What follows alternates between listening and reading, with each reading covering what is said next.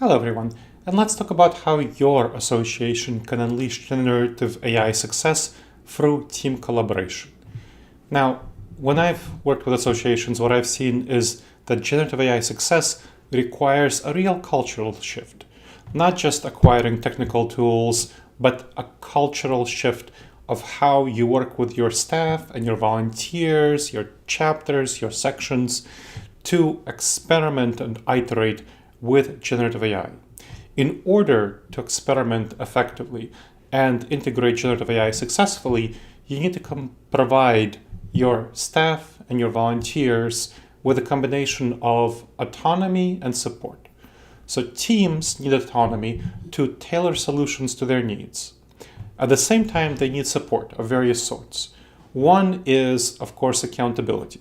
So support for accountability to safeguard against potential risks and make sure that they're doing productive things. That means ensuring alignment with your association's goals, as well as support through providing appropriate resources of training, financial support if they needed to invest into generative AI tools, maybe some staff time to work on their tools, maybe some volunteer resources that they need to facilitate their work on generative AI tools. That is going to be key, a combination of autonomy and support. A really important part here is to start by removing barriers.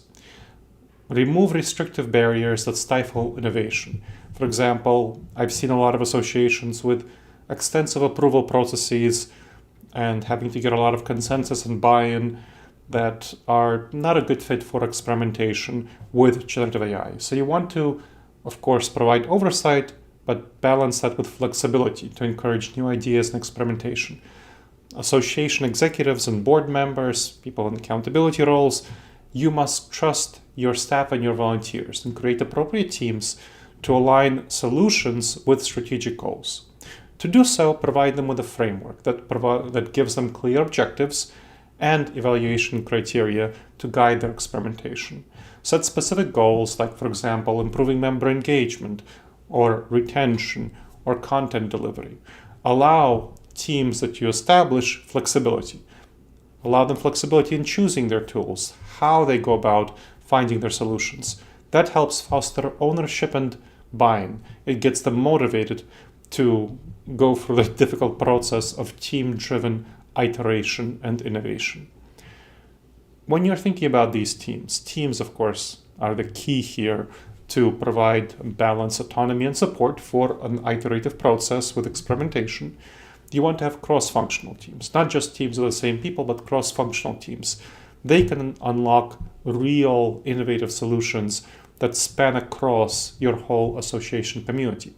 That diverse expertise mitigates risks and enhances the practicality of their ideas and ensures that there's alignment with ethical and operational standards across your association.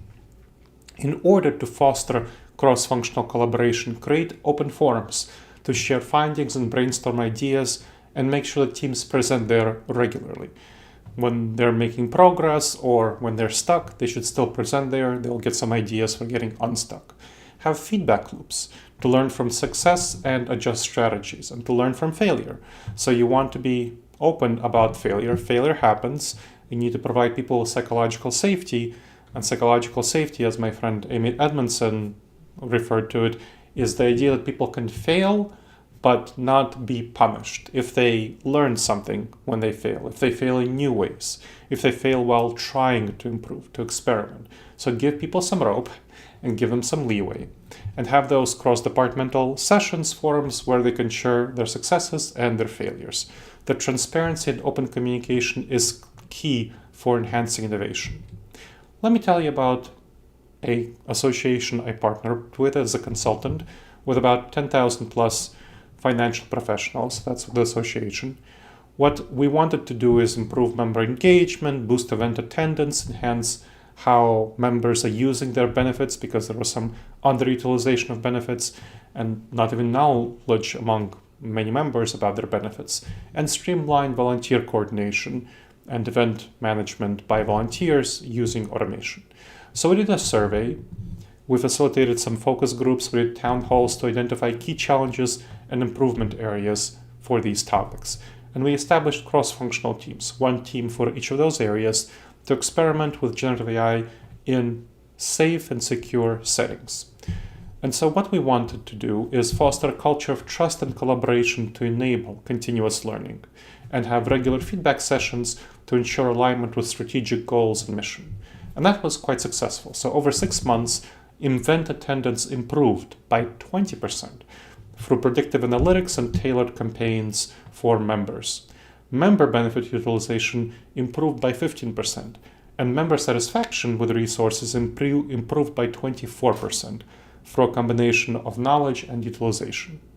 Because again, some members just didn't know about what was available to them.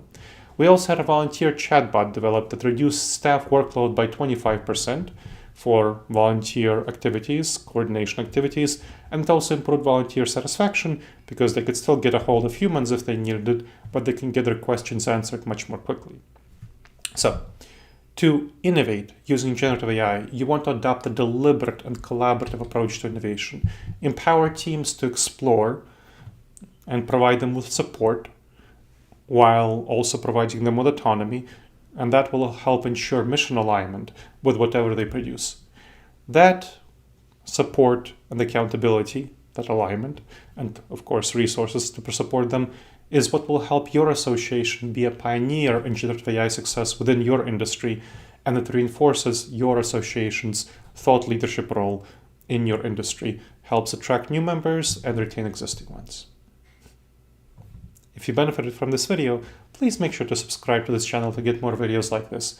And if you have any questions, email me with your questions at gleb@disasteravoidanceexperts.com.